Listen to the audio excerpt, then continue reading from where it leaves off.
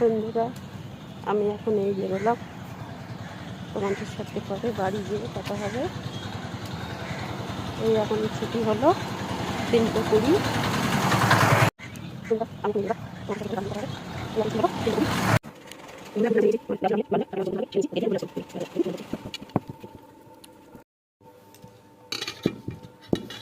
দুপুরে আমি লাঞ্চ করছি। এখন বিকাল কটা বাজে? 4:20 হয়ে গেছে। এখন আমি ভাত খাচ্ছি। কাজ থেকে আস্তে আস্তে দেরি হয়ে গেছে, কি করব? ওই জন্য এখন খেতে বসলাম।